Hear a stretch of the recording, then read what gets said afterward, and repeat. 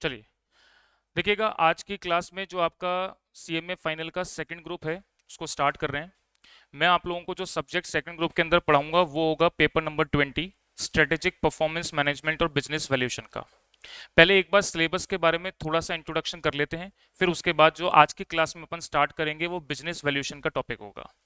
देखिए, एसपीएम और business valuation का जो आपका फाइनल के अंदर टॉपिक है उसमें एसपीएम 50 नंबर का पार्ट है, बिजनेस वैल्यूएशन आपका 50 नंबर का है। एसपीएम के अंदर अगर मैं बात करूं तो दो चैप्टर आपके कंप्लीटली थ्योरी थ्योरेटिकल बेस्ड हैं, जिसमें स्टडी नोट नंबर 1 और 2 आप पढ़ेंगे। नोट्स आपको सारे दो मैं अपने प्रोवाइड करूंगा यहाँ से, जिसके आप पढ़ सकेंगे सारी चीज़ें। और स्टडी नोट नंबर 3 और 4 जो है वो प्रैक्टिकल बेस है। इसके अलावा अगर मैं बात करता हूँ बिजनेस वैल्यूएशन की, तो business valuation completely practical base है। तो सबसे पहले मैं जो स्टार्ट कर रहा हूँ वो बिजनेस वैल्यूएशन वाला पार्ट स्टार्ट कर रहा हूँ, ठीक है। चलिए, अब बिजनेस वैल्यूएशन के अंदर बात करते हैं तो दो सबसे इंपॉर्टेंट चैप्टर हैं, एक है वैल्यूएशन ऑफ शेयर्स को लेकर के, एक है मर्जर एंड एक्विजिशन का चैप्टर। तो सबसे पहले मैं आज आपके सामने चैप्टर स्टार्ट कर रहा हूं मर्जर एंड एक्विजिशन का, जिसकी वेटेज एग्जाम के अंदर जो है वो 24 मार्क्स की है। इसका मतलब 8-8 नंबर के 3 क्वेश्चन इसमें से आते हैं। अगर पूरे एसपीएम और बिजनेस वैल्यूएशन के अंदर सबसे इंपॉर्टेंट टॉपिक की बात करूं तो वो मर्जर एक्विजिशन का है, जिसको मैं सबसे पहले स्टार्ट कर रहा हूं, ठीक है। चलिए, हेडिंग डालेंगे,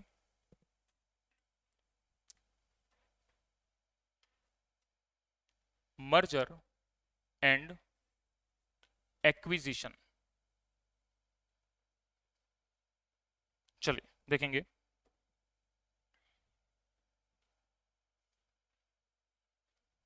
हाँ जी, सबसे पहले इस चैप्टर का इंट्रोडक्शन समझते हैं। सारी कंप्लीट थ्योरी, जो भी कुछ कंटेंट है मैं सब लिखवाता आपको चलूंगा। साथ में मॉड्यूल के जितने भी क्वेश्चंस हैं, पास्ट एग्जाम में आए हुए स्कैनर के जितने भी क्वेश्चंस हैं, वो सारे मैं आपको क्लासरूम में सॉल्व कराऊंगा। सबसे पहले बात करते हैं इस चैप्टर के विषय में। चैप्टर का नाम है मर्जर एंड एक्विजिशन। नाम से ही समझ में आता है कि मर्ज करना, इसका मतलब दो चीजों को मिलाना।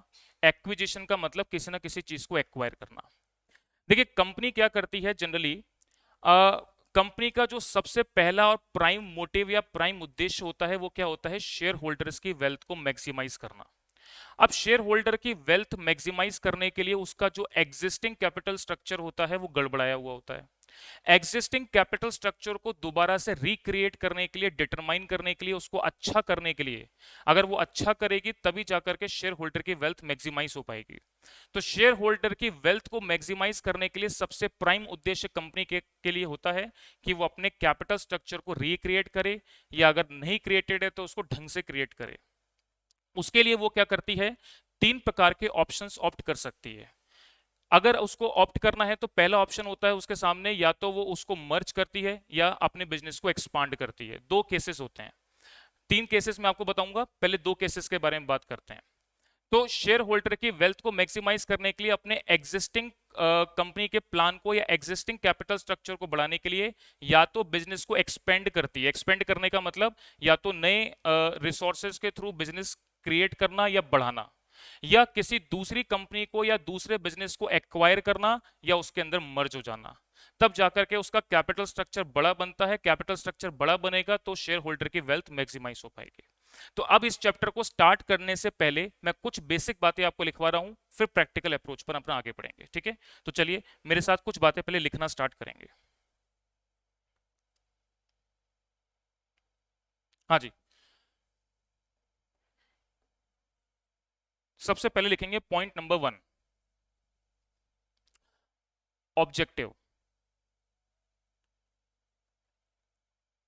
इसमें लिखेंगे the object of the object of business is to business is to maximise wealth of shareholder, wealth of shareholder, wealth of shareholder, but due to some but due to some reasons, company is not able to maximize wealth of shareholder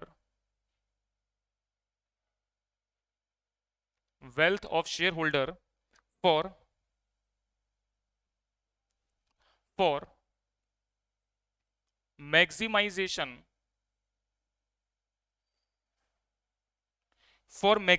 of wealth, company need to company need to restructure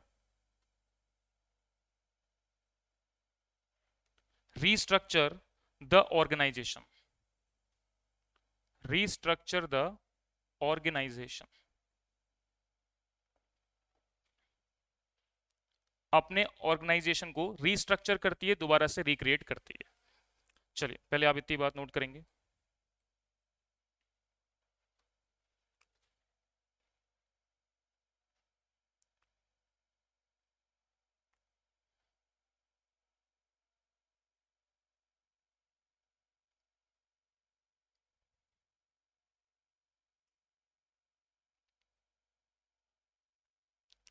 अब restructure करने के 3 process होते हैं, चलिए लिखेंगे। Point number 2,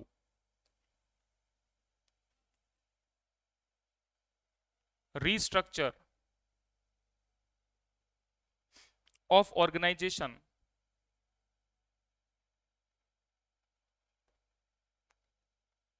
includes restructure of organisation includes 3 process मैं आपको बता रहा हूं। एक तो है एक्सपांशन, या तो बिजनेस को वो एक्सपेंड करे,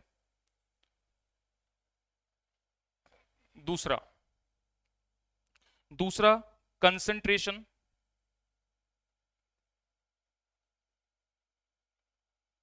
या मतलब इसको आप बोल सकते हैं डीमर्जर। अभी सारे प्रोसेस मैं आपको समझाऊंगा इनका मतलब क्या होता है। तीसरा है change in control, change in ownership and control of organisation. चलिए सबसे पहली बात मैंने आपके सामने क्या बोली, देखिएगा। कैपिटल स्ट्रक्चर को रिक्रिएट करने के लिए 3 प्रोसेस मैंने बताए, एक्सपांशन करना, डीमर्जर करना या कंट्रोल चेंज करना, जो भी ओनरशिप राइट किसी भी व्यक्ति के हाथ में है। एक्सपांड करने का मतलब क्या है, कंपनी जो एग्जिस्टिंग बिजनेस कर रही है उसको बढ़ाए, तब जाकर के उसका कैपिटल स्ट्रक्चर बढ़ेगा और जो शेयर होल्डर की वेल्थ है वो मैक्सिमाइज हो पाएगी। शेयर होल्डर की वेल्थ मैक्सिमाइज करने का एक प्रोसेस है, वो प्रोसेस आगे जाकर के बताऊंगा, केवल जनरल ओवरव्यू मैं भी दे रहा हूं। इसके अलावा दूसरा मैंने बताया डीमर्ज करना। डीमर्ज करने का मतलब होता है किसी के साथ जाकर के एक तरीके से मिल जाना। दूसरा मैंने तीसरा बताया कि change in ownership and control of organisation, उस ऑर्गेनाइजेशन को चलाने वाले जो ओनरशिप राइट किसी भी व्यक्ति के पास हैं, वो उस ऑर्गेनाइजेशन को एक्सपांड नहीं कर पा रहा, बड़ा नहीं कर पा रहा, या कैपिटल स्ट्रक्चर को प्रॉपर नहीं बना पा रहा, जिस वजह से ओनरशिप राइट जो है किसी दूसरे व्यक्ति के हाथ में ट्रांसफर करने पड़ते हैं, या जो कंट्रोल है किसी भी कंपनी का वो किसी के दूसरे के हाथों में ट्रांसफर करना पड़ता है। अब कंट्रोल ट्रांसफर कैसे किया जाता है, क्या करते हैं, वो सारी बातें अपन आगे डिस्कस करेंगे। तो किसी भी कंपनी को रीस्ट्रक्चर करने के लिए 3 प्रकार के प्रोसेस फॉलो करने पड़ते हैं जो मैंने आपको बताया। अब एक एक करके एक प्रोसेस को अपन देखेंगे। सबसे पहले मैं बात करूंगा एक्सपांशन प्रोग्राम की, देखेंगे।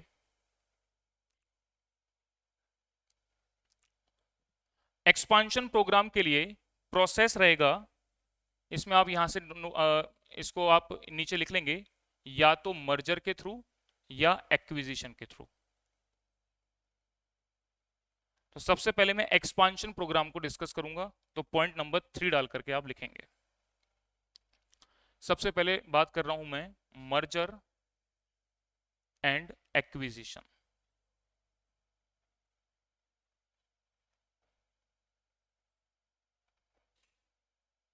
देखिएगा, इसमें लिखेंगे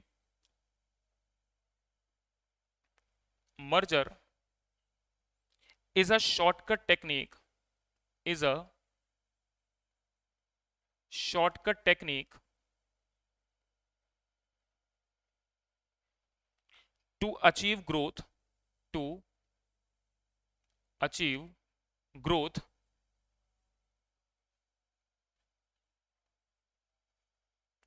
to achieve growth in business, but it is but it is costly technique also, costly technique also। देखिएगा, देखिए मर्जर का मतलब क्या, एक शॉर्टकट टेक्निक है कि किसी भी कंपनी में जाकर के मिल जाओ या किसी और कंपनी को आप अपने आप में मर्ज कर लो। देखिए किसी और कंपनी को अगर आप मर्ज करेंगे तो ये प्रोसेस तो बड़ा आसान हो गया, लेकिन अगली कंपनी को खरीदना या अपनी कंपनी को बेचना एक बहुत बड़ा कॉस्टली पार्ट है। तो इस वजह से ये जो है एक प्रकार सा शॉर्ट टेक्निक है, लेकिन ये बहुत ज्यादा कॉस्टली पड़ता है। ठीक है, चलिए आगे लिखेंगे इसमें। इसके अलावा नेक्स्ट पॉइंट लिखेंगे इसी में ही, additional benefit for merger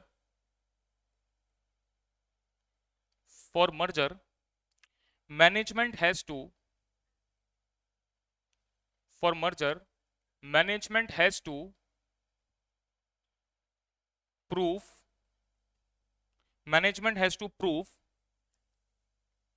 additional benefit, जिसको बेसिकली मैं बोलता हूं synergy benefit. Synergy benefit due to merger, due to merger.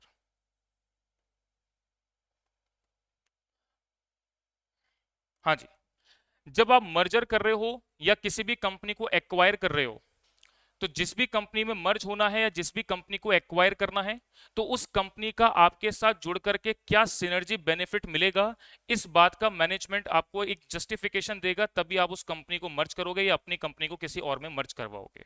अब वो सिनर्जी बेनिफिट क्या होता है उसके बारे में थोड़ा सा डिस्कशन में करता हूं, तो पहले आप यहां तक की बात एक बार नोट कर लें। चलिए इसके बाद देखेंगे नेक्स्ट। अब मैं बात कर रहा हूं सिनर्जी बेनिफिट की। चलिए इसमें लिखेंगे synergy benefit means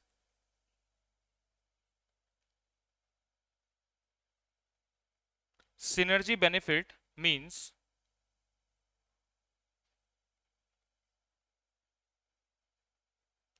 additional value created due to merger, due to merger। in other words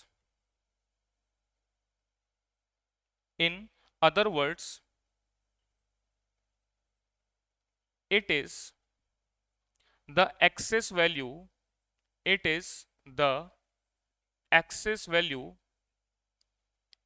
created over the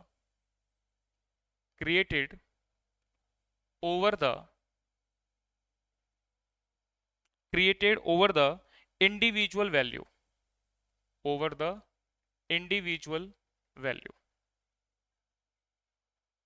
of companies,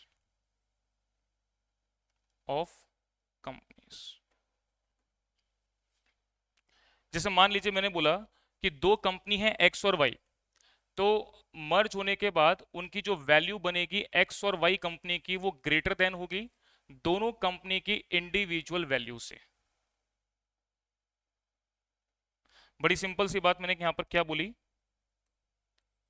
synergy benefit का मतलब यहां पर कैसे समझना है आपको, कि जब दो कंपनी मिलकर के या एक कंपनी दूसरे को एक्वायर कर रही है, मिलकर के जब एक कंपनी बनती है, तो इस कंपनी का जो बेनिफिट होगा या इस कंपनी की जो वैल्यू होगी वो दोनों इंडिविजुअल कंपनी से ज्यादा होगी। क्या मतलब, जैसे आप इसको अगर अमाउंट के टर्म्स में समझो तो कैसे समझोगे? जैसे मान लो एक कंपनी की वैल्यू 5 करोड़ की है और दूसरी कंपनी की वैल्यू 5 करोड़ की है, दोनों वैल्यू मिल रही है तो 10 करोड़ नहीं बनेंगी, 10 करोड़ से ज्यादा बनेंगी। और 10 करोड़ से ज्यादा जो बनेंगी, जैसे मान लो 12 करोड़ की वैल्यू बनी, तो 2 करोड़ की जो एक्स्ट्रा वैल्यू बनी वो सिनर्जी बेनिफिट के कारण से जो एक्स्ट्रा अमाउंट जनरेट होगा वो एक्स्ट्रा अमाउंट आपका सिनर्जी बेनिफिट कहलाएगा। ठीक है, जैसे मान लो एक इंडिविजुअल कंपनी, आप इसको केवल अमाउंट टर्म्स में समझो अभी, कि एक्स कंपनी का जो कैपिटल स्ट्रक्चर है या वो जो बेनिफिट है वो 5 करोड़ का क्रिएट करती है, ये कंपनी 5 करोड़ का इंडिविजुअल क्रिएट करती है, लेकिन जब दोनों एक दूसरे में मिल जाएंगी तो कुछ ना कुछ सिनर्जी बेनिफिट दोनों कंपनी को एक दूसरे के लिए मिलेगा, तो उनकी जो ग्रोथ है या जो उनका डेवलपमेंट है वो थोड़ा सा तेज गति से होगा। तो ऐसा नहीं है कि 10 करोड़ की वैल्यू ये डेवलप कर रही हैं, ये आगे जाकर के 12 करोड़ की वैल्यू डेवलप करेंगी। तो जो एक्स्ट्रा 2 करोड़ की वैल्यू डेवलप कर रही है वो किस कारण से कर रही है? सिनर्जी बेनिफिट के कारण से कर रही है। तो सिनर्जी बेनिफिट का मतलब मैंने ये वाला बताया, इसको एक बार आप नोट कर लेंगे।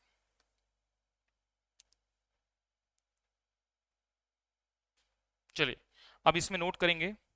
अच्छा, सिनर्जी बेनिफिट अगर निकालना हो तो कैसे निकालोगे?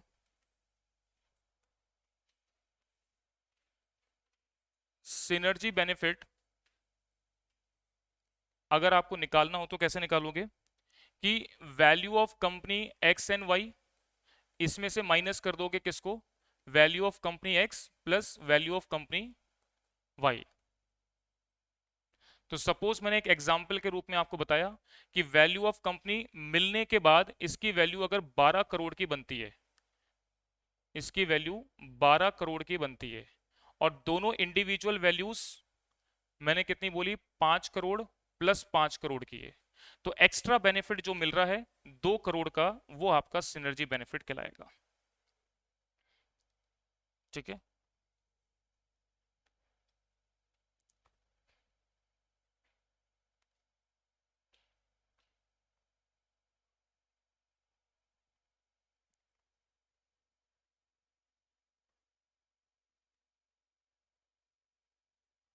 बिल्कुल।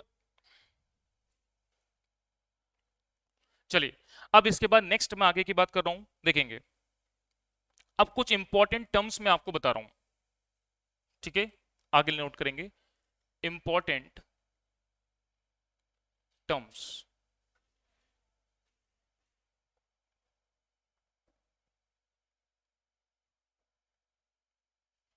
देखिएगा। सबसे पहले मैं बात कर रहा हूं मर्जर की। देखिएगा, देखिए मर्जर का मतलब क्या? जैसे मान लीजिए एक कंपनी है ए लिमिटेड और एक कंपनी है बी लिमिटेड, ये दोनों वाउंड अप होती हैं और एक नई कंपनी बन जाती है ए बी लिमिटेड। तो ये दोनों कंपनीज का जो है मर्जर किस में हो गया? ए बी लिमिटेड में हो गया। मर्जर का मतलब क्या? कि ए लिमिटेड अपनी कंपनी को बंद कर दिया, बी लिमिटेड भी अपनी कंपनी को बंद कर दिया, और बंद करने के बाद एक नई कंपनी बनी जिसका नाम क्या रखा गया? ए लिमिटेड। अभी जितने भी सिनेरियो बनेंगे वो सब बता रहा हूं मैं आपको, है ना। तो ये ए बी लिमिटेड बनी, तो दोनों कंपनी क्या हो गई? वाउंड अप हो गई, अपने बिजनेस को खत्म करके एक नए बिजनेस के साथ एसोसिएट हो गई। ठीक है, अब इसमें आप कुछ बात मैं आपको लिखवा रहा हूं, उसको लिखेंगे, या फिर आप नीचे लिख लो कि all existing companies, all existing companies, all existing companies must be wound up, must be wound up, and new company, and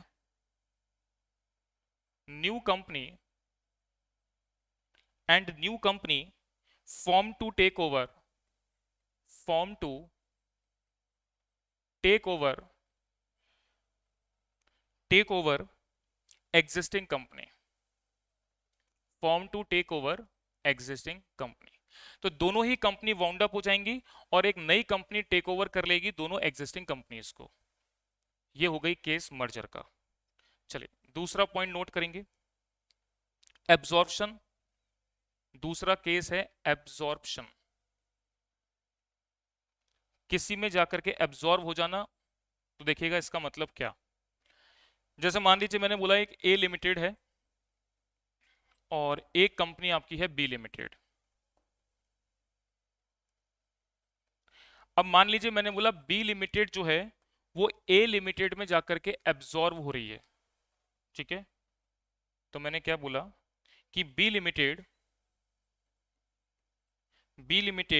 goes into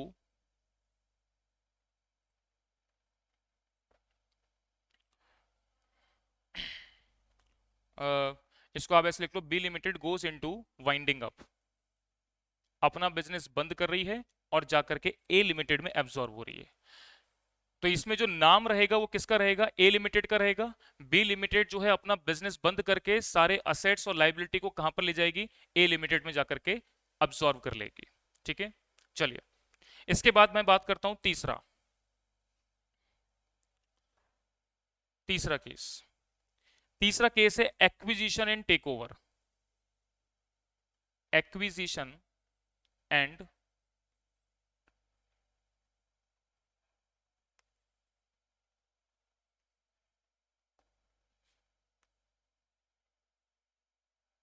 acquisition and takeover, ये दोनों अलग अलग चीजें हैं।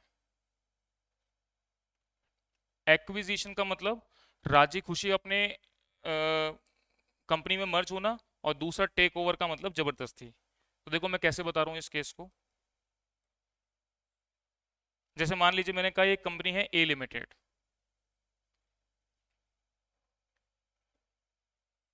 और एक कंपनी आपकी है बी लिमिटेड, और एक तीसरी कंपनी इसको क्या कर रही है, एक्वायर कर रही है या टेक ओवर कर रही है, जिसका नाम मैंने बोल दिया सी लिमिटेड। तो इसमें क्या होता है, कंट्रोल जो है वो ट्रांसफर होता है। तो आप यहां पर लिख लेंगे कंट्रोल इज ट्रांसफर्ड।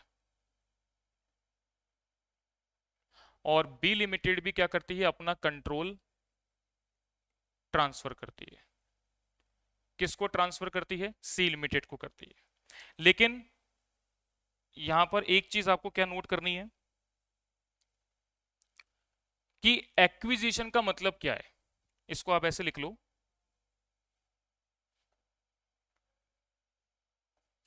एक्विजिशन का मतलब क्या है, फ्रेंडली मर्जर। इसको वैसे बोलते हैं फ्रेंडली मर्जर, अभी समझाऊंगा क्या मतलब है फ्रेंडली मर्जर। और टेक ओवर का मतलब जो है, टेक ओवर का मतलब है फोर्स्ड मर्जर। Forced merger. अब देखो ये केस क्या है, इसको एक बार समझते हैं। हालांकि इसके बारे में अभी डिटेल बात में अभी इसके बाद ही करने वाला हूं, पहले आप इतनी बात नोट कर लो फिर मैं समझाता हूं फ्रेंडली मर्जर और फोर्स्ड मर्जर का क्या मतलब है। चलिए देखिए मैंने कंसेप्ट बताया एक्विजिशन और टेक ओवर। एक्विजिशन का मतलब एक नई कंपनी क्या कर रही है, किसी मशीन कंपनी को खरीद रही है। टेक ओवर करने का मतलब भी एक इसी तरीके से है कि टेक ओवर मतलब उसके जितने भी असेट्स लायबिलिटी हैं उस पर आपका कब्जा कर लेना। अब यहां पर क्या करती है, सी लिमिटेड कंपनी एक लिमिटेड को फ्रेंडली मर्जर के लिए इनवाइट करती है। फ्रेंडली मर्जर का मतलब क्या है, उसको बोलती है कि आपके शेयर होल्डर को मैं इस सर्टेन प्राइस पे खरीद रही हूं, आप मेरे साथ आकर के मर्ज हो जाओ। तो ए लिमिटेड को पता है कि उसकी हालत खराब चल रही है, वो अपने उस प्राइसेस को एक्सेप्ट करती है। मतलब कंपनी एक्सेप्ट करती है का मतलब क्या, शेयर होल्डर एक्सेप्ट करते हैं, क्योंकि शेयर होल्डर ही उस कंपनी को चलाने वाले हैं।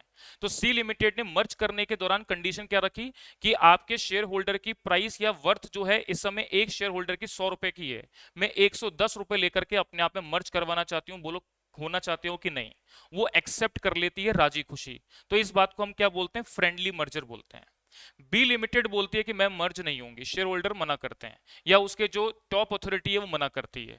तो ये क्या करते हैं, शेयर होल्डर को 100 रुपए की जगह 200 रुपए देके एक्स्ट्रा प्रीमियम अमाउंट देकर के उसको मर्ज करते हैं, जिसको बोला जाता है फोर्सफुली मर्ज करना। मतलब सी लिमिटेड ने डिसाइड कर लिया कि मर्ज तो करना है मुझे, लेकिन मैं एक्स्ट्रा प्रीमियम अमाउंट देकर के या बहुत एक्स्ट्रा ऑर्डिनरी पैसा देकर के सामने वाले को अपने में मिला लूंगा। एक राजनीति टाइप की होती है, उसको हम टेक ओवर बोलते हैं। तो टेक ओवर का मतलब जबरदस्ती फोर्सफुली मर्ज करवाना, और फ्रेंडली मर्जर को बोला जाता है बेसिकली क्या, एक्विजिशन। बात समझ में आ रही है क्या मेरी आपको। चलिए, अब इसमें दो कंसेप्ट और आते हैं, दो पॉइंट और आते हैं, उनको मैं आपको समझाऊंगा। तो पहले यहां तक की बात नोट करके मुझे बताओ कि यहां तक की बात क्लियर हो गई क्या आपको? एक बार ऑनलाइन वाले स्टूडेंट रिप्लाई करें। यहां तक की बातें जो मैंने बताई एक बार क्लियर है?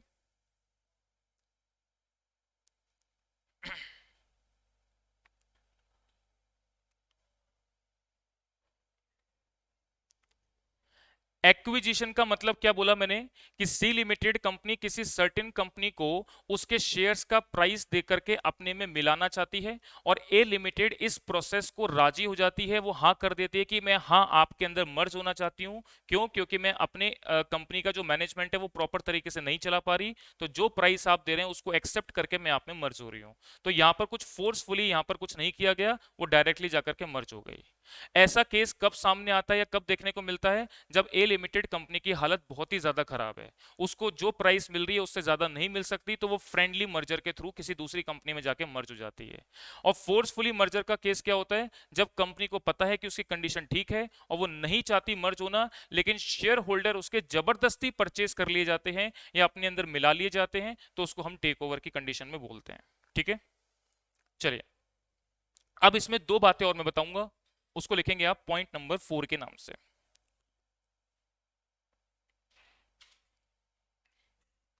हाँ जी, अब आप हेडिंग डालेंगे पॉइंट नंबर 4। पॉइंट नंबर 4 में लिखेंगे, एक मैं बता रहा हूं आपको point, tender offer.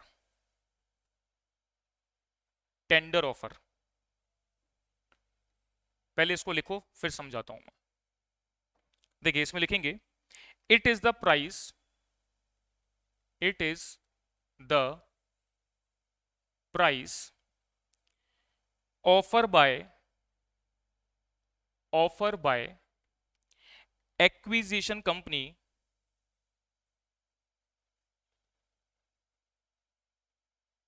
To shareholders, to shareholders of target company, of target company under, under hostile takeover. Hostile takeover का मर्ज मतलब होता है फोर्सफुली मर्ज करना। आगे लिखेंगे, the price offered, the price offered to shareholder, to the price offered to shareholder of target company, of target company is generally higher than, generally higher than the market price, higher than the market price। तो ये जो forcefully merger किया जाता है जिसको take over नाम दिया, वो बेसिकली किसके थ्रू होता है? टेंडर ऑफर के through. Tender offer generally share holder को जो उसकी मार्केट प्राइस है उससे ज्यादा कोट किया जाता है और जबरदस्ती उसको अपने आप के अंदर मर्ज कर लिया जाता है, और वो प्रोसेस मैंने आपको बताया किसका कहलाता है? टेक ओवर का कहलाता है। ठीक है, चलिए, अब इसमें एक कंसेप्ट और है जिसका नाम है बियर हग। इसके बाद मैं लिखवा रहा हूं, पहले यहां तक की बात नोट कर लें। क्या हुआ? चलिए, नेक्स्ट पॉइंट नोट करेंगे, पॉइंट नंबर 5, बियर हग। हाँ जी, इसमें लिखेंगे, bear hug is a process, bear hug is a process under which, under which a letter is sent, a letter is sent to target company, to target company asking for, asking for acquisition, asking for acquisition but it also it also says that it also says that in case in case board of directors board of directors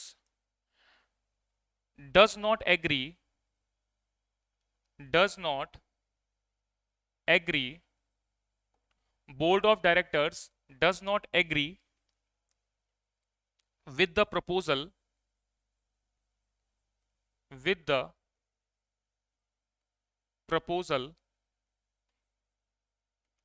the proposal then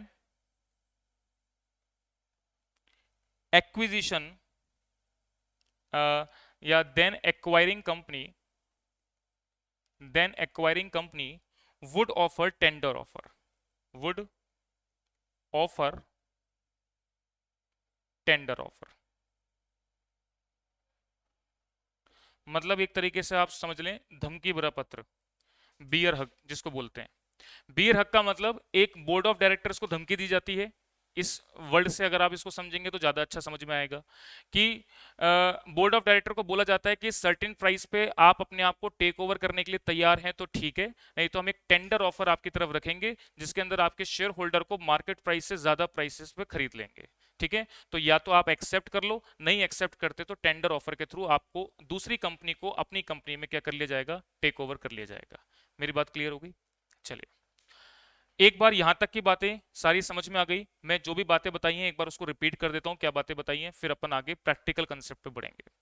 देखिए, ये जो मैंने आपको chapter पढ़ा रहा हूं merger और acquisition का, ये मर्जर और एक्विजिशन का चैप्टर कब क्यों पढ़ा जा रहा है, इसका रीजन क्या है? इसका रीजन है शेयर होल्डर की वेल्थ को मैक्सिमाइज करना, इसका प्राइम ऑब्जेक्टिव है।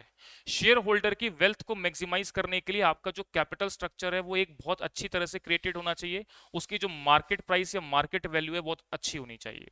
जैसे अगर मैं बात करूं तो कैपिटल स्ट्रक्चर बनता कैसे है, किसी भी कंपनी को या किसी भी बिजनेस को चलाने के लिए उसका कैपिटल स्ट्रक्चर क्या क्या हो सकता है? Equity share capital, preference share capital, debentures होते हैं, कोई भी प्रकार का लोन आपने ले रखा है, वो सारी चीजें होती हैं। तो अगर इक्विटी शेयर की, प्रेफरेंस शेयर्स की या डिबेंचर्स की मार्केट प्राइस जितनी ज्यादा है उस हिसाब से आपकी जो कैपिटल स्ट्रक्चर है या उसकी मार्केट वैल्यू है वो उतनी ज्यादा है, और जितनी ज्यादा उसकी मार्केट वैल्यू है उसके हिसाब से उस शेयर होल्डर की जो वेल्थ है या उस कंपनी की जो वैल्यू है वो सबसे ज्यादा मानी जाती है। अगर कंपनी के शेयर्स की मार्केट प्राइस कम है तो उसकी कैपिटल स्ट्रक्चर जो है वो कमजोर है तो मार्केट वैल्यू भी उसकी कमजोर हो जाएगी। तो कैपिटल स्ट्रक्चर को बढ़िया बनाने के लिए, शेयर की मार्केट वैल्यू को बढ़िया बनाने के लिए ये जो प्रोसेस है मर्जर और एक्विजिशन का, ये बेसिकली अपनाया जाता है। आप इसको कहीं और तरीके से लिंक मत करना जो आपने पुराना कहीं पढ़ा है। मैं ये जो बात पढ़ा रहा हूँ वो बिल्कुल सेपरेट पार्ट पढ़ा रहा हूँ, जो आपने पढ़ा है उसको भी लिंक करूंगा आगे जाकर के, पहले आपको जो बात बता रहा हूँ उसको समझना है। तो मर्जर और एक्विजिशन के केस के अंदर जो कैपिटल स्ट्रक्चर को रिक्रिएट किया जाता है या रीडिटरमाइन किया जाता है, उसके मैंने आपको 3 प्रोसेस बताए। पहले प्रोसेस में मैंने आपको बताया या तो बिजनेस क्या करता है, अपने आप को एक्सपेंड करता है, एक्सपेंड करना मतलब बिजनेस को बढ़ाना, बढ़ा वो किसी भी तरीके से सकता है, उसके बारे में आगे मैं बहुत सारी बातें करने वाला हूँ। डीमर्जर का मतलब जो है किसी के साथ जाकर के मिल जाना जिसे बोलते हैं, और यह होता है कंट्रोल और मैनेजमेंट किसी के दूसरे के हाथ में ट्रांसफर कर देना। सबसे पहले मैंने बताया आपको एक्सपेंशन के बारे में, यानी कि अपने बिजनेस को बढ़ाने के बारे में। तो बढ़ाने के प्रोसेस के अंदर मैंने आपको जो सारी बातें बताई वो आपको समझ में आ गई होंगी। अब मैं इसका जो है प्रैक्टिकल पार्ट जो है वो स्टार्ट कर रहा हूं। एक बार मुझे बताओ, यहां तक किसी को कोई बात पूछनी है तो बताएंगे एक बार। समझ में आ गई बात? बिल्कुल बेसिक बातें मैंने अभी रखी हैं। अब इसके प्रैक्टिकल अप्रोच पे जब बढ़ूंगा ना तब चीजें आपको धीरे धीरे से और ज्यादा अच्छी तरह से क्लियर होंगी। ठीक है ना, प्रैक्टिकल क्वेश्चन कैसे बनता है। चलो, अब इसके बारे में नेक्स्ट आगे की बातें करते हैं, देखेंगे।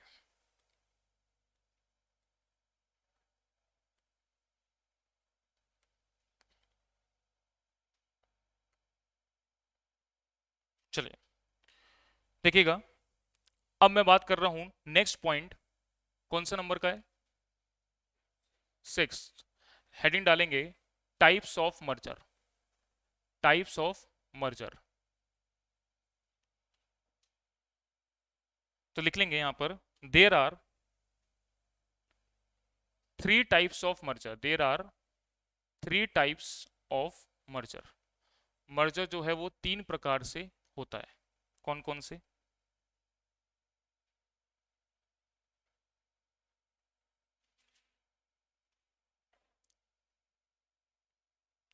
पहला होता है हॉरिजॉन्टल मर्जर,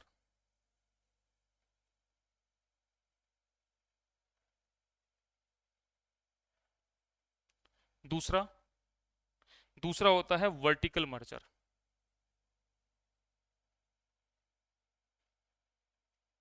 और तीसरा होता है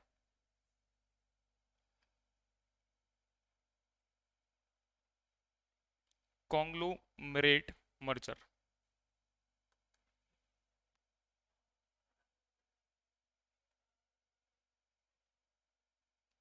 चलिए, हाँ जी, सबसे पहले बात करते हैं इनका मतलब क्या है। देखिए, हॉरिजॉन्टल मर्जर, वर्टिकल मर्जर और कॉन्ग्लोमरेट मर्जर का मतलब क्या है। देखिए, हॉरिजॉन्टल मर्जर का मतलब क्या, कि जो कंपनी जिस प्रोडक्शन लाइन के अंदर या जिस प्रोसेस की काम करे, जैसे मान लो कोई धागा बनाने वाली कंपनी है, वो किसी धागा बनाने वाली कंपनी को अपने अंदर मर्ज करती है, तो ये आपका कहलाता है हॉरिजॉन्टल मर्जर, यानी वो भी कंपनी जो काम कर रही है वही आप काम कर रहे हो। वर्टिकल मर्जर का मतलब क्या होता है, आपने किसी भी कंपनी की जो सप्लाई चेन है या प्रोडक्शन लाइन है उसको अपने अंदर मर्ज किया। जैसे लकड़ी बनाने के लिए मुझे फेविकॉल की जरूरत पड़ती है, तो फेविकॉल रॉ मटेरियल में किसी बाहर से परचेज करता हूँ, ठीक है। अब मैं फेविकॉल बाहर से परचेज ना करके उसकी प्रोडक्शन लाइन अपने अंदर ही स्टार्ट करता हूँ, या मैं ऐसी कंपनी को अपने अंदर मर्ज कर लूं जो कि फेविकॉल बनाती है, ठीक है ना। मतलब मैं कंपनी, मेरा काम क्या है, लकड़ियां या टेबल कुर्सियां बनाना काम है ना, सपोज। तो टेबल कुर्सी मैं बना रहा हूं, तो या तो रॉ मटेरियल मैं बाहर से परचेज करूंगा, या रॉ मटेरियल बनाने वाली कंपनी है उसको अपने अंदर मर्ज कर लूं, तो मुझे बाहर से परचेज करने की जरूरत नहीं पड़ेगी। तो वर्टिकल मर्जर में क्या होता है, या तो रॉ मटेरियल सप्लायर कंपनी है उसको आप अपने अंदर मर्ज कर लो, या सप्लाई चेन वाली जो कंपनी है, यानी कि जो आपका फिनिश गुड्स बन जाता है उसको बेचने वाला प्रोसेस है आगे का, फिनिश गुड्स को बन जाने वाला, उसको अपने अंदर मर्ज कर लो। यानी आप अपनी प्रोडक्शन लाइन को आसान बनाओ किसी भी तरीके से। तो जो भी प्रोडक्शन लाइन के अंदर ऊपर या नीचे वाली कंपनीज हैं जिससे आप बाहर वाले पे डिपेंडेंट हो, उसको अपने अंदर मर्ज करना क्या कहलाता है, वर्टिकल मर्जर कहलाता है। हॉरिजॉन्टल मर्जर का मतलब same of line of company या सेम प्रोडक्शन लाइन जो आप कर रहे हो वही कोई दूसरी कंपनी कर रही है, वो आपके अंदर आकर के मर्ज हो रही है, तो उसे क्या बोलेंगे, हॉरिजॉन्टल मर्जर। इसके अलावा मैंने तीसरा क्या बताया, कॉन्ग्लोमरेट मर्जर। इसका मतलब क्या, कि मैं काम किसका है, लकड़ी मैन्युफैक्चरिंग करने का है, इसके अलावा कोई नई चीज, मान लो मैंने कोई भी एक बिजनेस आप कह लें, जैसे दवाई वाली बनाने वाली कंपनी है उसमें एंटर हो जाता हूँ, मतलब कोई दूसरे ही सेगमेंट में एंटर होता हूँ या दूसरे सेगमेंट को अपने अंदर मिला लेता हूँ, तो उसे कॉन्ग्लोमरेट मर्जर बोलते हैं।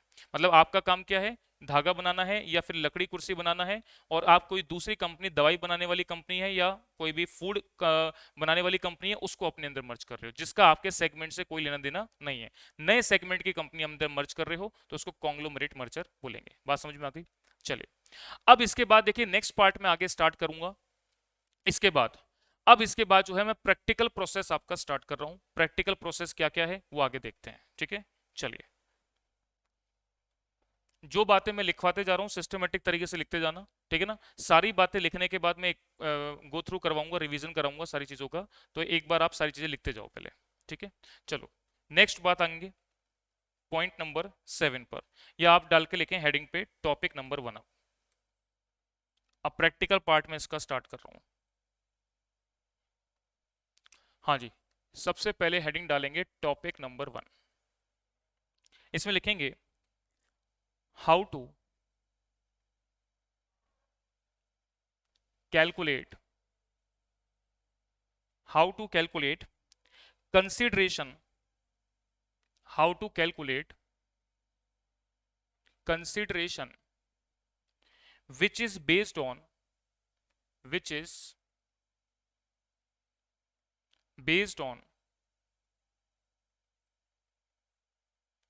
which is based on exchange of shares, exchange on shares। चलिए, पहले एक बार लिखते हैं फिर इसको समझेंगे। देखिए, लिखेंगे whenever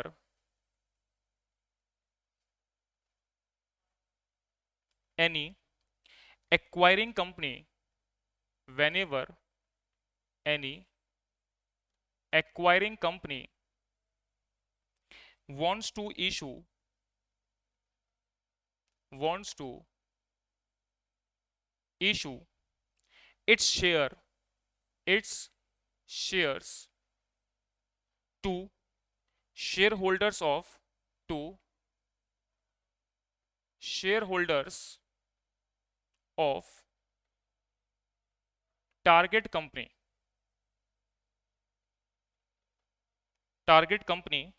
then a company needs to calculate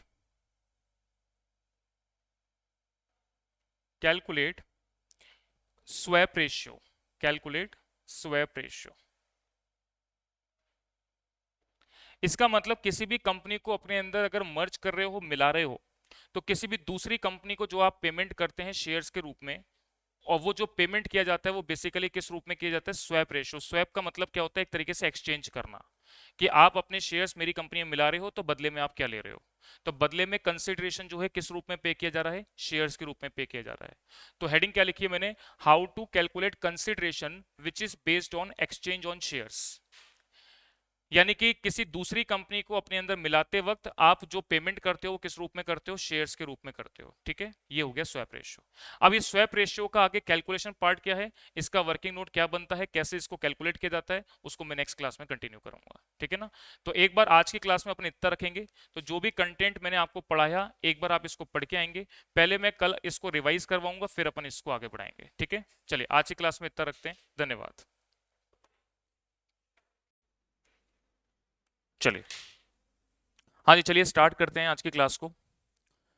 देखिए, लास्ट क्लास में बिजनेस वैल्यूएशन के अंदर मैंने एक टॉपिक स्टार्ट किया था मर्जर एंड एक्विजिशन का। ठीक है, मैं पहले कल की क्लास में जो भी कंटेंट पढ़ा है उसको रिवाइज करेंगे, फिर आज की क्लास से अपन कंटिन्यू करेंगे।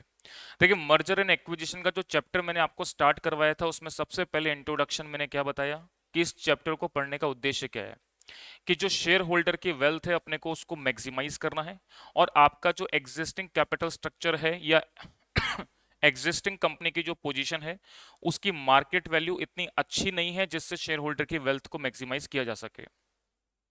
तो हम क्या करेंगे, आपके कैपिटल स्ट्रक्चर को रिक्रिएट करेंगे या रीडिजाइन करेंगे। इसको रिक्रिएट करने के पीछे या करने के तरीके मैंने आपको तीन ऑप्शन बताए।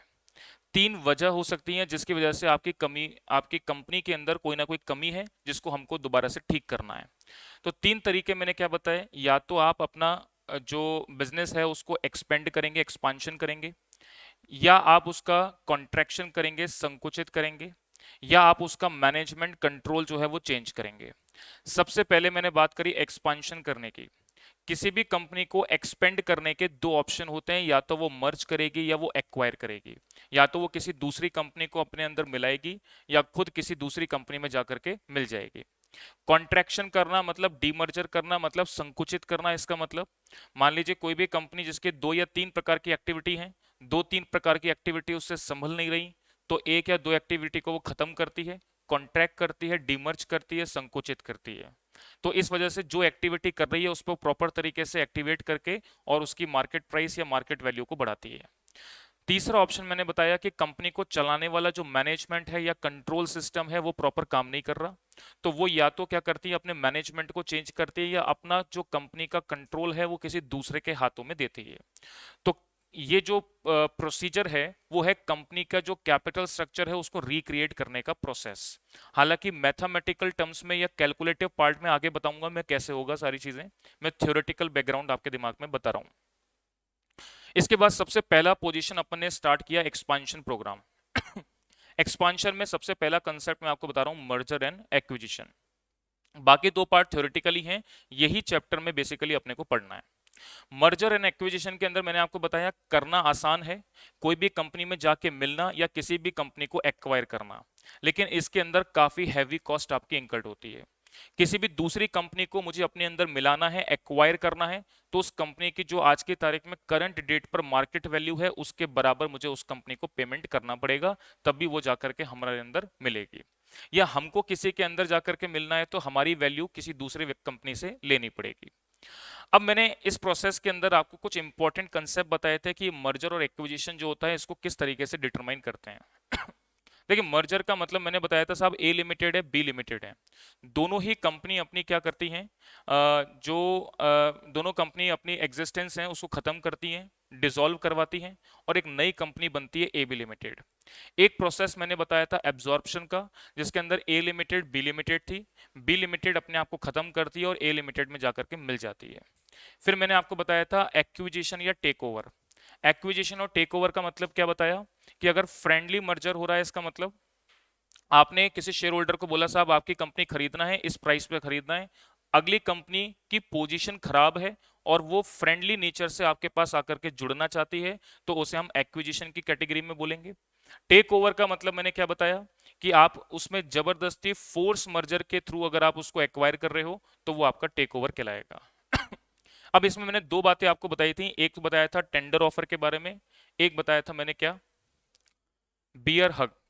टेंडर ऑफर क्या होता है, टेंडर ऑफर का मतलब है, टेंडर ऑफर से पहले जाता है एक धमकी भरा पत्र, जिसको मैं क्या बोलता हूं, बियर हग। सब चीजें मॉड्यूल के अंदर हैं, सब चीजें मॉड्यूल से भी रिलेट कराऊंगा मैं, नोट्स हैं, नोट्स भी मैं आपको दूंगा, सब चीजें सिंप्लीफाइड मैनर में लिखी हुई हैं।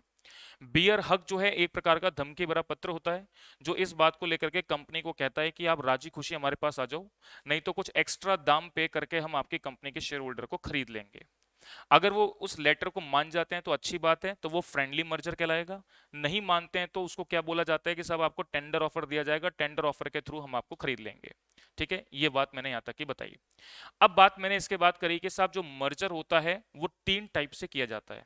एक होता है हॉरिजॉन्टल मर्जर, एक होता है वर्टिकल मर्जर, और एक होता है कॉन्ग्लोमरेट मर्जर। हॉरिजॉन्टल मर्जर का मतलब है जिस टाइप ऑफ बिजनेस को आप कर रहे हो उसी सिमिलर टाइप ऑफ बिजनेस को खरीदना, ये हॉरिजॉन्टल मर्जर हो गया।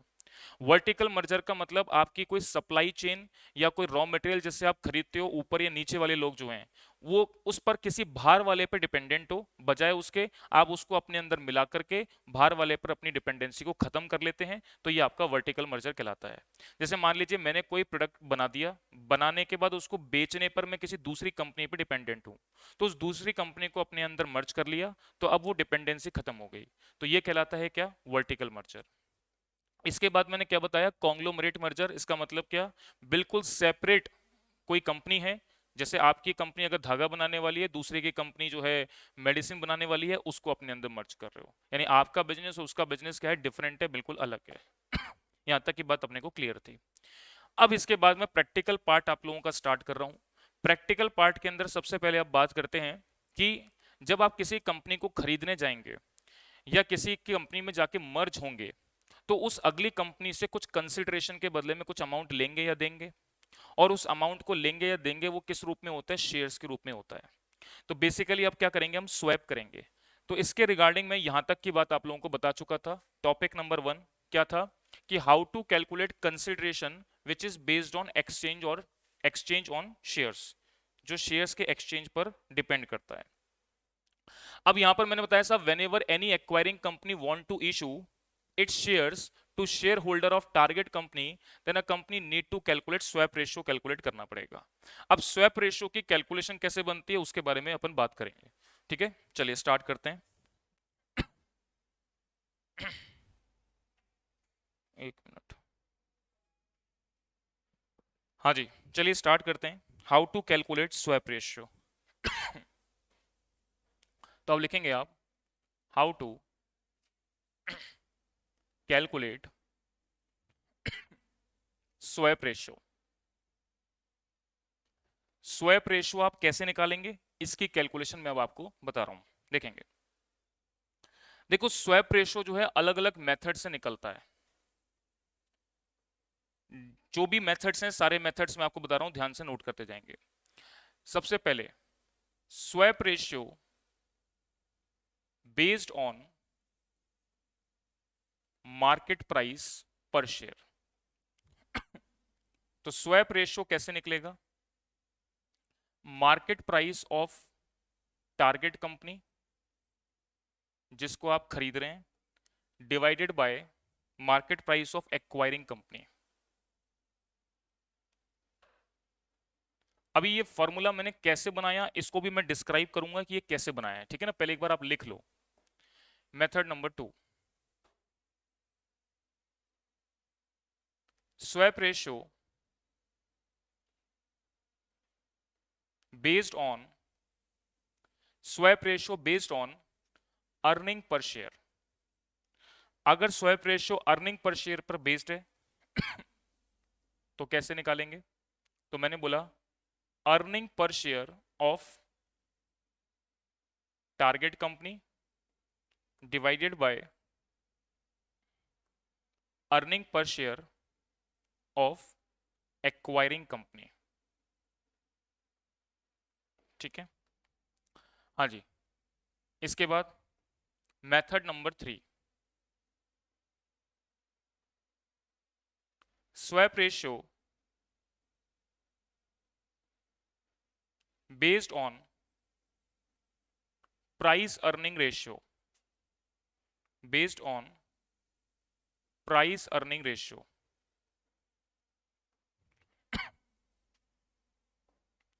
तो लिखेंगे swap ratio equal to price earning ratio of target company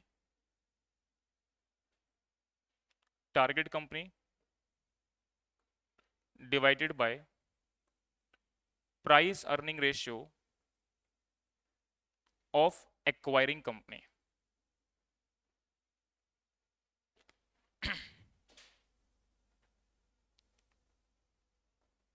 हाँ जी। इसके बाद लिखेंगे method number 4,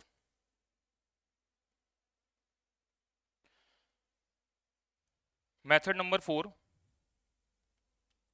swap ratio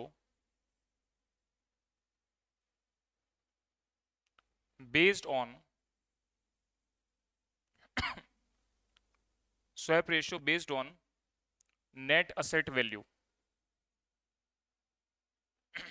NAV।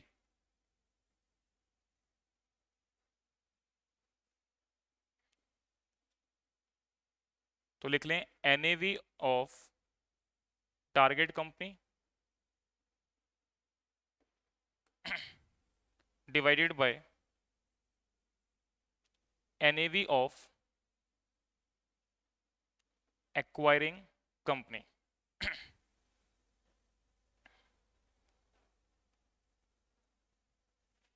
हाँ जी। Method number 5, swap ratio based on swap ratio based on book value of shares.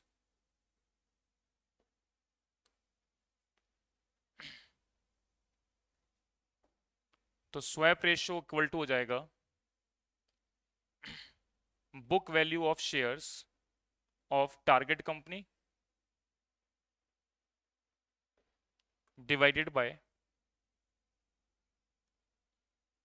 Book value of share of acquiring company.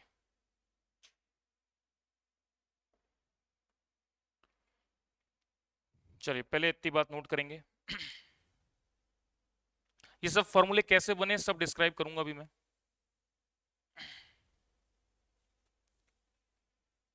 चलिए पहले यहां तक की बात नोट कर लेंगे। चलिए नोट हो गई यहां तक की बात।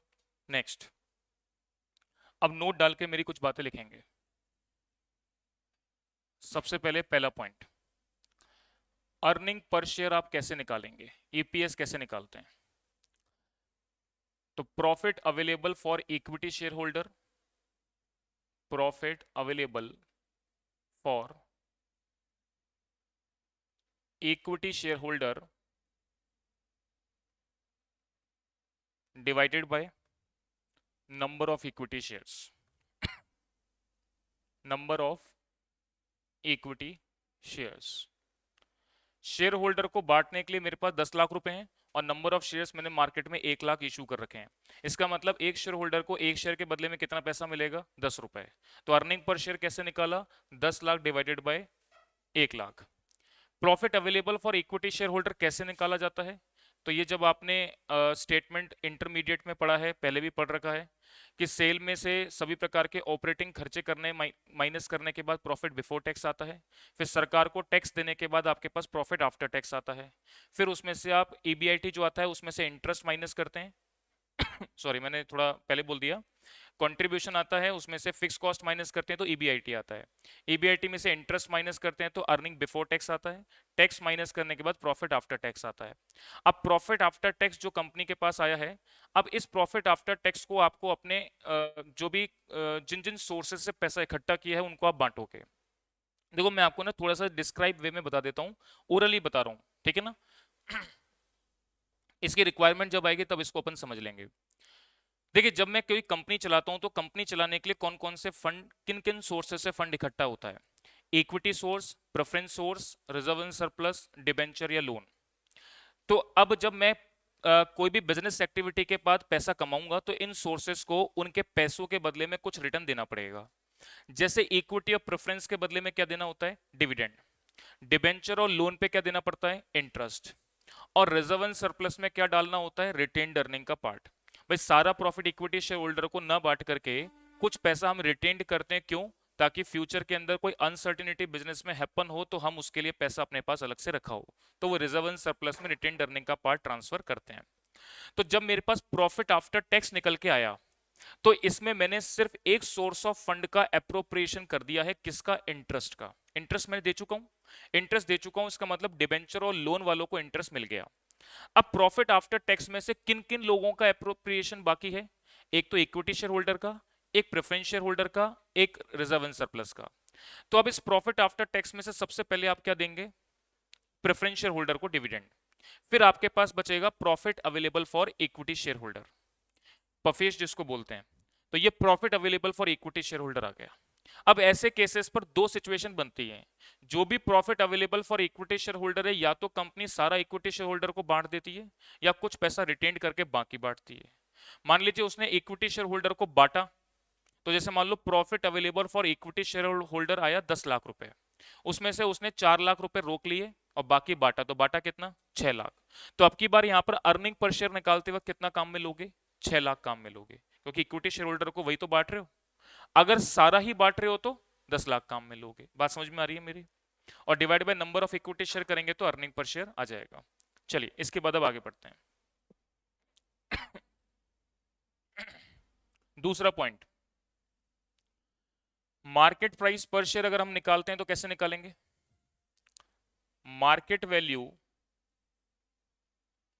ऑफ कंपनी या firm divided by number of equity shares, number of.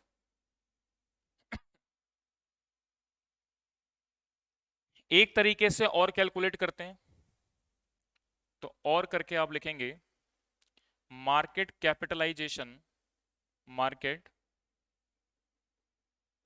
Capitalisation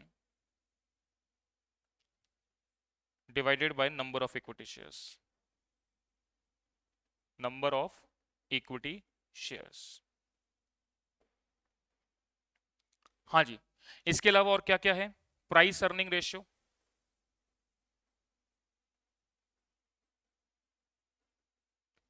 इसका फॉर्मूला होता है market price per share upon earning per share. इसके अलावा net asset value, net asset value कैसे निकालोगे,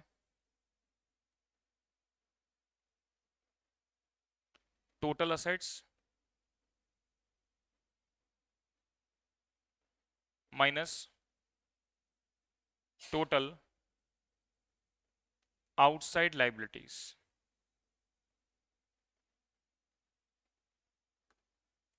डिवाइडेड बाय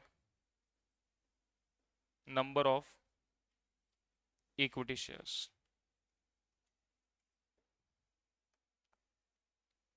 हाँ जी, सबसे पहले आप इतनी बातें एक बार नोट कर लेंगे।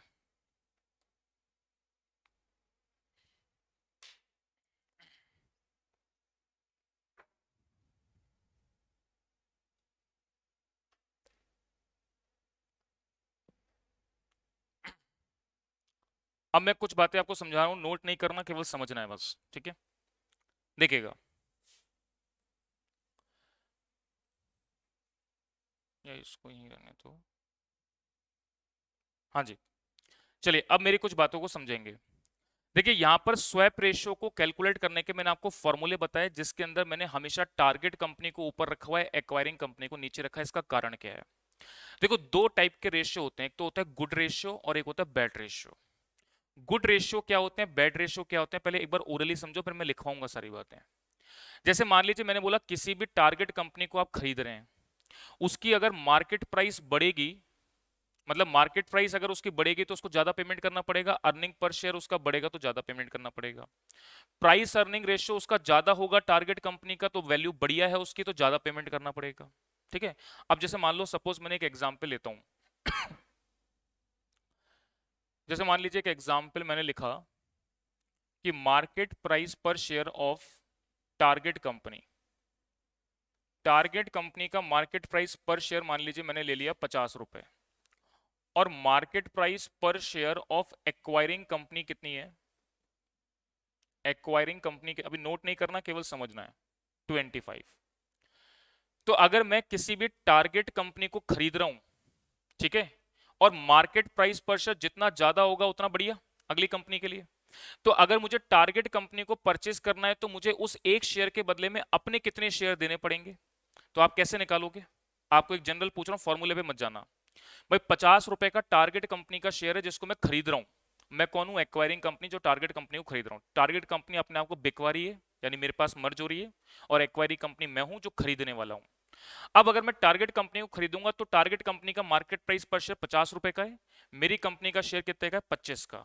अगली कंपनी को खरीदूंगा तो मुझे अपने कितने शेयर देने पड़ेंगे? 2 शेयर देने पड़ेंगे। कैसे निकाला मैंने? 50 को मैंने 25 से डिवाइड दे दिया। तो स्वैप रेशियो क्या हो गया? 2 के बराबर हो गया। तो मुझे अपने कितने शेयर देने पड़ेंगे? 2 शेयर देने पड़ेंगे, तब उसका एक शेयर मैं परचेस कर सकता हूं। बात समझ में आ रही है? तो टारगेट कंपनी को मैंने ऊपर रखा और मैंने एक्वायरिंग कंपनी को नीचे रखा। अभी आगे जाके देखना फॉर्मूला रिवर्स होगा, वो होगा बेड रेशियो वाली कंडीशन में। ये मैं बता रहा हूं गुड रेशियो वाली कंडीशन। गुड रेशियो का मतलब, गुड रेशियो का मतलब कैसे समझो इसको, ऐसे समझो। अभी बेड के बारे में बताऊंगा ना तो पूरी पिक्चर क्लियर हो जाएगी। पहले गुड रेशियो का मतलब समझो। मार्केट प्राइस ज्यादा, तो जो हम शेयर्स भी देंगे वो भी ज्यादा देंगे, ठीक है ना। इसी प्रकार अर्निंग पर शेयर किसी कंपनी का ज्यादा है तो उसकी वैल्यू अच्छी है, तो हम उसको ज्यादा देना पड़ेगा। प्राइस अर्निंग रेशियो ज्यादा है, किसी की बुक वैल्यू ऑफ शेयर ज्यादा है, किसी की एनएवी ज्यादा है, तो ये गुड रेशियो वाली कंडीशंस हैं। तो जितनी ज्यादा वैल्यू होगी उतनी ज्यादा वैल्यू अगले को देनी पड़ेगी। बात समझ में आ रही है? अच्छा, इस केस को अगर थोड़ा सा रिवर्स करूं तो, जैसे मान लो ये 25 रुपए का है, ये 50 रुपए का है, तो अगर अगली टारगेट कंपनी को मुझे खरीदना है तो क्या मुझे अपना पूरा कंप्लीट एक शेयर देना पड़ेगा? क्या नहीं, मेरे आधे शेयर में ही मैं अगली कंपनी को खरीद लूंगा। तो आप खुद ऐसे सोच के चलो, आपके कंपनी की शेयर की वैल्यू 50 रुपए है, और जिस टारगेट कंपनी को आप खरीद रहे हो उसकी शेयर की वैल्यू 25 रुपए ही है। वो मरी हुई कंपनी है एक तरीके से। तो आप उसको क्या करोगे? कम पैसा दोगे, कम पैसों में काम हो जाएगा। तो 50 को 25 से डिवाइड दूं कि 25 को 50 से डिवाइड दूं? 25 को 50 से डिवाइड दूंगा। 25 को 50 से डिवाइड दूंगा, इसका मतलब 0.50 आया। 0.50 का मतलब मेरे आधे शेयर में ही वो कंपनी खरीद ली जाएगी मेरे द्वारा। बात समझ में आ रही है क्या? तो गुड रेशियो की कंडीशन जो मैंने आपको बताई है उसमें टारगेट कंपनी ऊपर आती है, एक्वायरिंग कंपनी कहां आती है? नीचे आती है। मेरी बात ये क्लियर हो गई? ठीक है। इसी प्रकार अर्निंग पर शेयर को लेकर के बात करोगे तो भी यही सिमिलर बात होगी, प्राइस अर्निंग रेशियो को लेकर के बात करोगे तो भी सिमिलर बात होगी। अभी एग्जांपल्स कराऊंगा, सब चीजें क्लियर होंगी। ठीक है क्या? अब मैं आपको बता रहा हूं बैड रेशियो वाली कंडीशन क्या होती है, देखिएगा।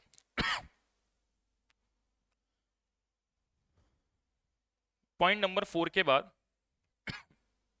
पॉइंट नंबर 5 लिखेंगे आप। पॉइंट नंबर 5 लिखेंगे, व्हेन इंफॉर्मेशन इज गिवन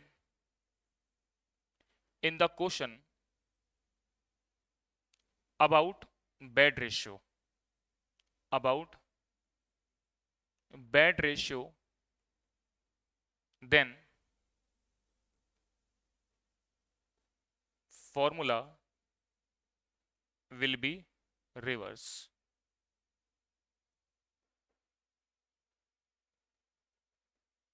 जैसे जैसे मान लीजिए मैंने बोला, इसको एक एग्जांपल समझो पहले, फिर मैं आपको बताऊंगा इसका मतलब क्या है। ठीक है ना? इसको एक एग्जांपल समझते हैं।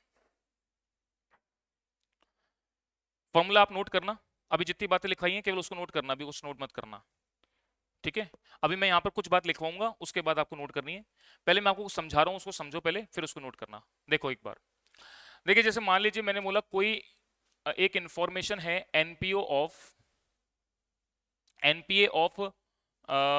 Are bank equal to 450 crore, ठीक है। ये मान लीजिए मैंने बोल दिया टारगेट कंपनी है, और एनपीए आपको दे रखा है ऑफ एस बैंक, वो आपको दे रखा है मान लीजिए 100 करोड़ का। ये कौन सी है? ये एक्वायरिंग कंपनी है, ठीक है। अच्छा, अब मेरी बात को ध्यान से सुनना, ये बेड रेशियो में क्या मतलब है। गुड रेशियो का मतलब मार्केट प्राइस जिस कंपनी की ज्यादा उतनी बढ़िया, ईपीएस ज्यादा, प्राइस अर्निंग ज्यादा, उतना बढ़िया। बेड रेशियो का मतलब एनपीए जिसका ज्यादा वो बढ़िया कि घटिया? घटिया। एनपीए जिस कंपनी का ज्यादा होगा वो उसके लिए अच्छी कंडीशन कहलाएगी, खराब कंडीशन कहलाएगी? खराब कंडीशन। एनपीए का मतलब क्या होता है? Non performing assets. किसी कंपनी के या किसी बैंक के नॉन परफॉर्मिंग असेट्स का मतलब क्या होता है कि किसी बैंक ने मान लो 450 करोड़ का लोन बांट दिया। नॉन परफॉर्मिंग असेट्स से मतलब लोन एंड एडवांसेस के रूप में उसने किसी को लोन दे रखा है, तो वो किसी से पैसा मांगता है, तो एक प्रकार से उसके क्या है? असेट है। अब नॉन परफॉर्मिंग असेट्स का मतलब मुझे उम्मीद नहीं है कि वो 450 करोड़ में से कुछ मिल पाएगा, तो मेरे एनपीए कितने? 450 करोड़ के हैं। और इस बैंक के जो एनपीए है वो 100 करोड़ के हैं। तो कौन से बैंक की कंडीशन अच्छी बोलोगे आप? 100 करोड़ वाले की, क्योंकि इसके एनपीए कम है, ये डूबने की कगार पे कम है, जबकि ये ज्यादा है। तो अब अगर मैं बात करता हूं कि आपको यहां पर स्वैप रेशियो निकालना है, तो स्वैप रेशियो कैसे निकालोगे? स्वैप रेशियो कैसे निकालोगे? ध्यान से मेरी बात को सुनना। आप क्या बोलोगे कि सर टारगेट कंपनी को हम एक्वायरिंग कंपनी से डिवाइड देते हैं, टारगेट कंपनी है 450 की, है ना, 450 करोड़ की डिवाइड बाय 100।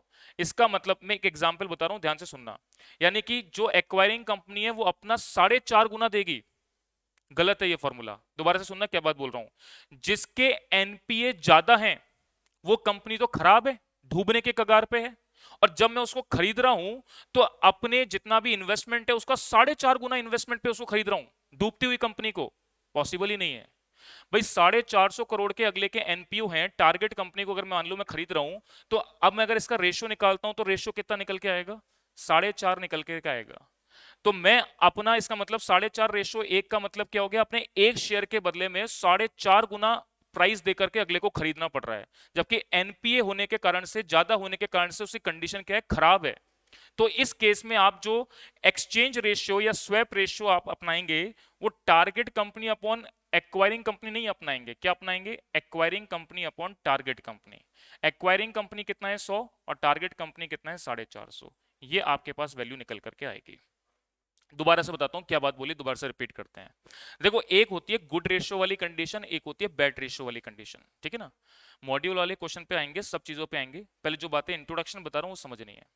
गुड रेशियो वाली कंडीशन क्या बोलते हैं? जिस कंपनी की मार्केट प्राइस अच्छी है उसको ज्यादा पैसा देना पड़ेगा, जिसका एपीएस ज्यादा है उसको ज्यादा पैसा देना पड़ेगा, जिसका प्राइस अर्निंग रेशियो ज्यादा है उसका अच्छा कंडीशन है ना, तभी तो उसको ज्यादा पैसा देना पड़ेगा। लेकिन बैड रेशियो वाली कंडीशन वो कहलाती है जिसमें जिसका एनपीए ज्यादा है तो उसको ज्यादा नहीं देना, उसको तो कम देना पड़ेगा। तो अगर आप एनपीए जिसका ज्यादा है उसको ज्यादा दोगे, तो इसका मतलब आप टारगेट को एक्वायरिंग से डिवाइड दोगे तो आपको ज्यादा देना पड़ेगा। तो जिसकी कंडीशन खराब है आप उसको और ज्यादा पैसा दे रहे हो, तो बेवकूफी कर रहे हो। तो फॉर्मूला बैड रेशियो की कंडीशन में क्या हो जाता है? रिवर्स हो जाता है। तो रिवर्स कैसे लगेगा? Acquiring company upon target company लगेगा। ये बात अपने को क्लियर होनी चाहिए, ठीक है। तो यहां पर 100 बटा 450 करोगे, ये आपके पास जो निकल के आएगा वो एक शेयर्स की वैल्यू जो है आपकी, वो एक से कम पर दोगे। अगर 100 को 450 डिवाइड देते हो कितना आता है बताओ मुझे? 0.22।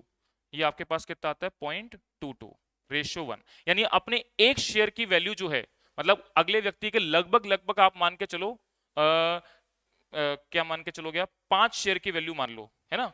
मतलब उसके 5 शेयर की वैल्यू और आपके एक शेयर की वैल्यू लगभग बराबर है।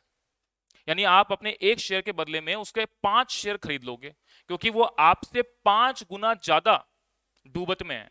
बात समझ रही है?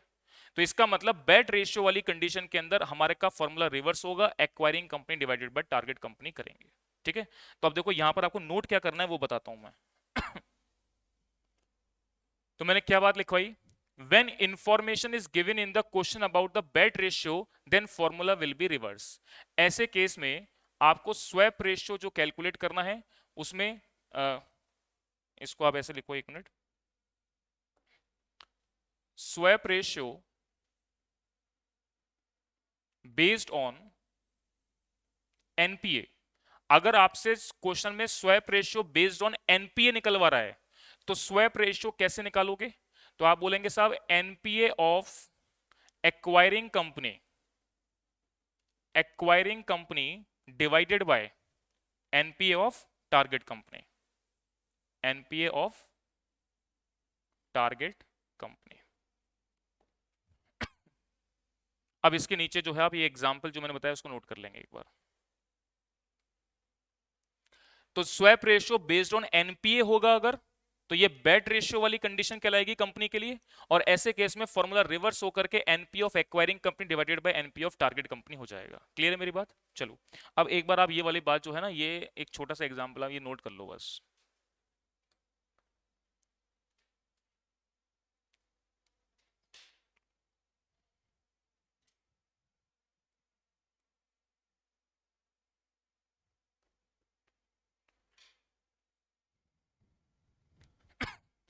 जो भी चीजें मैं आप लोगों को नोट करा रहा हूँ बड़ा सिस्टमेटिक तरीके से कॉपी के अंदर नोट करना।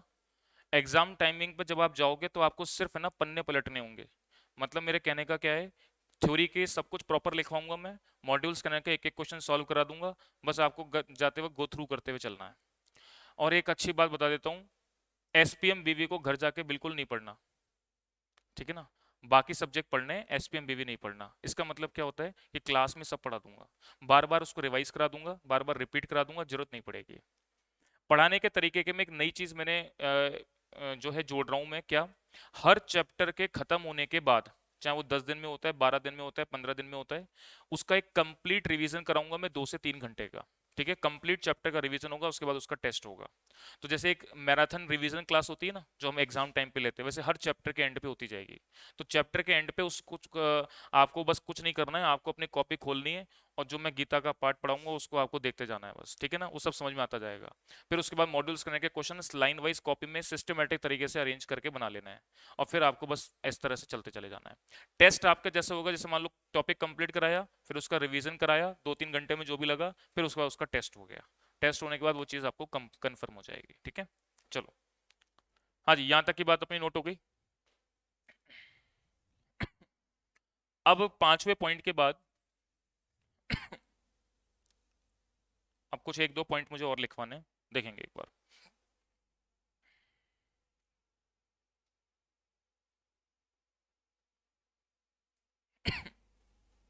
चलिए, हाँ जी, नोट करेंगे एप्लीकेशन ऑफ, ये नोट्स के अंदर ही छठा पॉइंट है, ठीक है ना? Application of weighted average swap ratio, weighted average swap ratio, application of weighted average swap ratio. इसमें लिखेंगे sometimes sometimes condition of merger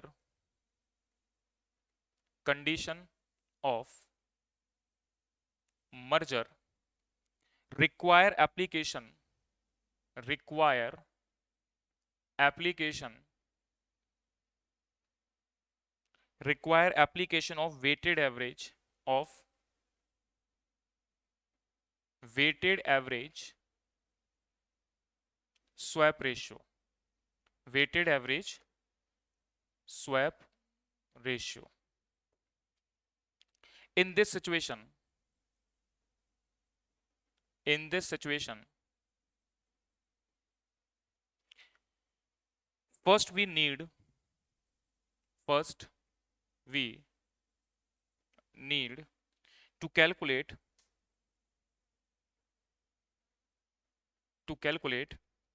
various swap ratio, various swap ratio, and then calculate and then calculate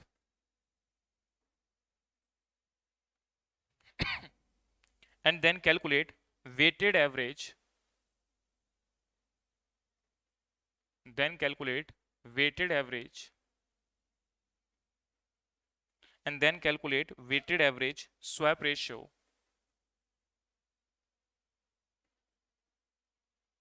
in the following manner, in the following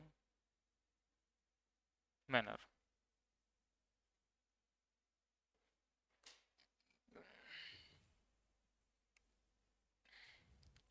तो weighted average swap ratio कैसे निकालेंगे?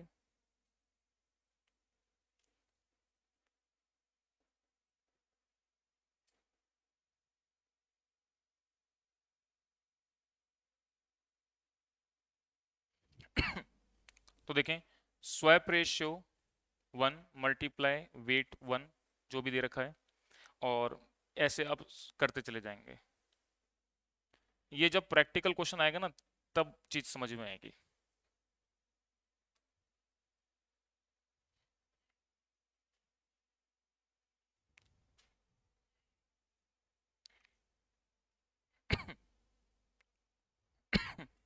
चलिए यहां तक की बात एक बार आप नोट कर लेंगे।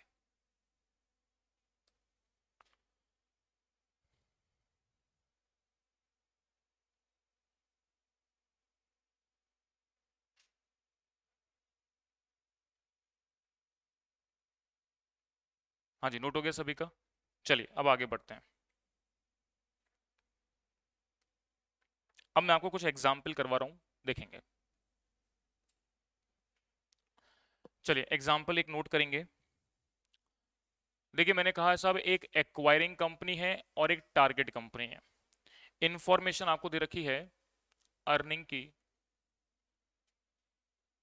अर्निंग्स मान लीजिए दे रखी है 2 lakh 1,50,000, 2,01,50,000। Number of equity shares, number of equity shares 20,000 है, और यहां पर नंबर ऑफ इक्विटी शेयर्स दे रखे हैं 25,000। Price earning ratio, price earning ratio ये आपको दे रखा है 8 और ये आपको दे रखा है 5। इसी प्रकार आगे बोल रहा है कैलकुलेट करना है स्वैप रेशियो, कैलकुलेट करना है swap ratio based on MPS, based on MPS, ये आपको निकालना है। चलिए एमपीएस के बेसिस पर आपको जो है स्वैप रेशियो निकालना है।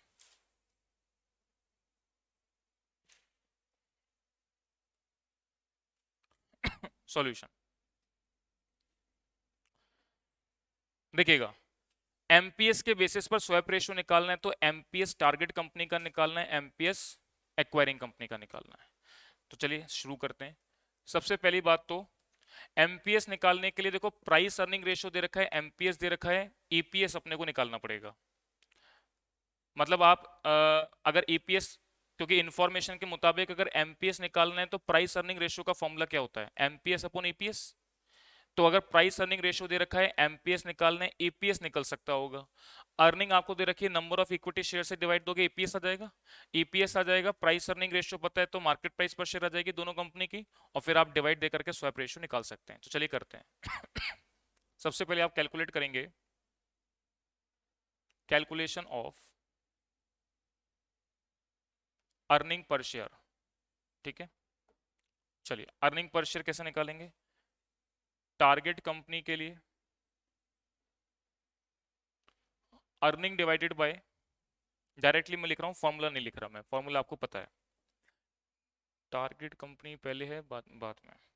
टारगेट कंपनी की अर्निंग है 1,50,000 रुपए, और नंबर ऑफ इक्विटी शेयर्स कितने हैं? 25,000। तो मुझे बताओ ईपीएस कितना आ रहा है?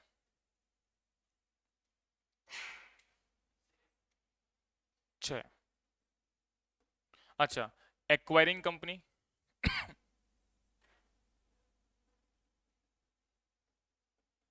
एक्वायरिंग कंपनी के लिए अर्निंग आपको दे रखी है 2 लाख, और नंबर ऑफ इक्विटी शेयर्स कितने हैं? 20,000। कितना? 10। हाँ जी। अब आप कैलकुलेशन किसकी करेंगे? मार्केट प्राइस पर शेयर की। Second, calculation of market price per share. चलिए, कैसे निकालोगे? फॉर्मूला आपको पता है, प्राइस अर्निंग रेशियो बराबर होता है एमपीएस अपॉन ईपीएस। तो प्राइस डायरेक्टली लिख रहा हूं मैं, एमपीएस के लिए आप ईपीएस मल्टीप्लाई से ले जाएंगे, तो एमपीएस इक्वल टू क्या हो जाएगा? Price earning ratio multiply EPS. चलिए, सबसे पहले मैं बात किसके बारे में कर रहा हूं? टारगेट कंपनी के बारे में। टारगेट कंपनी का पी रेशियो कितना है? टारगेट कंपनी का पीई रेशियो आपको दे रखा है 5। टारगेट कंपनी का पी रेशियो दे रखा है 5। Earning per share target company का आया 6, कितना हो गया? 30। इसी प्रकार से अगर मैं बात करता हूं एक्वायरिंग कंपनी के विषय में, तो प्राइस अर्निंग रेशियो कितना है एक्वायरिंग कंपनी का? 8। और ये कितना हो गया? 10। कितना हो गया? 80।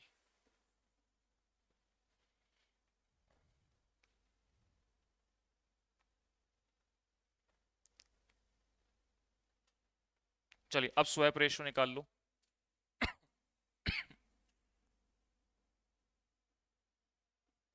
स्वैप रेशियो का formula based on market price, तो market price of target company divided by market price of acquiring company.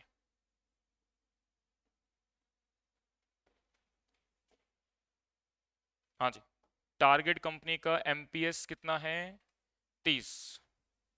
यानी जिस कंपनी को हम खरीदने जा रहे हैं ना, उसका मार्केट प्राइस हमसे क्या है? कम है, 30 रुपए ही है। तो अल्टीमेटली हमको एक शेयर के बदले में मतलब उसके एक शेयर के बदले में अपने एक शेयर से कम वैल्यू वाली शेयर्स देने पड़ेंगे। कितना आ रहा है? 0.375।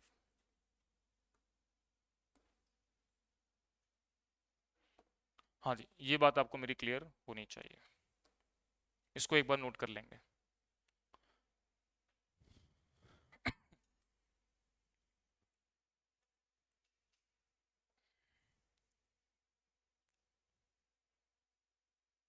चलिए, यहां तक की बात सभी को क्लियर है? बात समझ में आ रही है? एक एग्जाम्पल और करेंगे।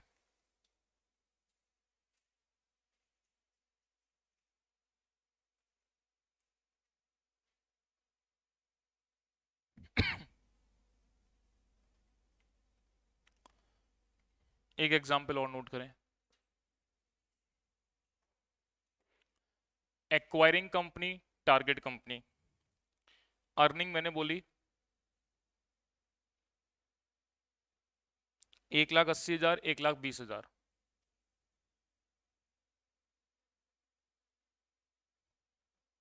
Number of shares, number of shares 10,000 and 12,000। MPS आपको दे रखा है 20 और 15। कैलकुलेट स्वैप रेशियो बेस्ड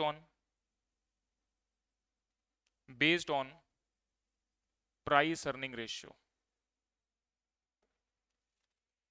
चलिए, सॉल्यूशन पार्ट। तो यहां पर आपको प्राइस अर्निंग रेशियो के बेस पर आपको निकालना है। हाँ जी, बिल्कुल आसान है, अपने आप करना शुरू करें। कैसे करोगे?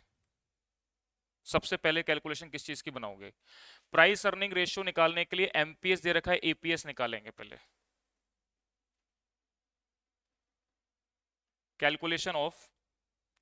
Calculation of earning per share. हाँ जी, ईपीएस सबसे पहले मैं बात कर रहा हूं टारगेट कंपनी के विषय में।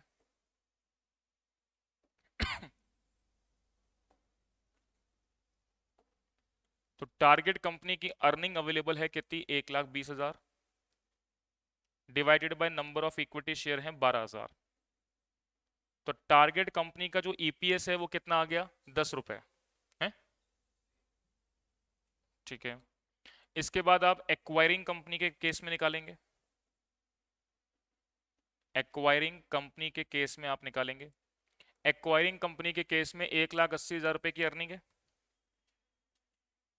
Divided by number of equity shares 10,000। तो इसका मतलब 18 क्या आ गया, अर्निंग पर शेयर आ गया।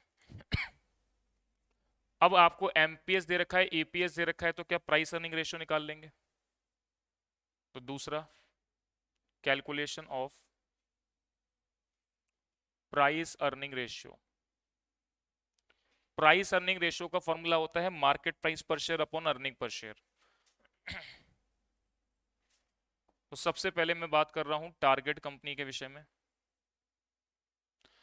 टारगेट कंपनी के विषय में मार्केट प्राइस कितनी दे रखी है, 15 रुपए। टारगेट प्राइस के केस में मार्केट प्राइस है 15 रुपए और अर्निंग पर शेयर कितनी है, 10 रुपए। कितना आ रहा है, 1.5। और इसी प्रकार से अगर मैं बात करता हूं किसकी, एक्वायरिंग कंपनी के विषय में बात करता हूं, तो मार्केट प्राइस पर शेयर कितनी है, 20 रुपए और अर्निंग पर शेयर कितनी है, 18। कितना आ रहा है, 1.11। अब आप स्वैप रेशियो निकाल लो। स्वैप रेशियो बेस्ड ऑन क्या है, प्राइस अर्निंग रेशियो। तो मैंने क्या बोला, PE ratio of target company, PE ratio of target company divided by PE ratio of acquiring company.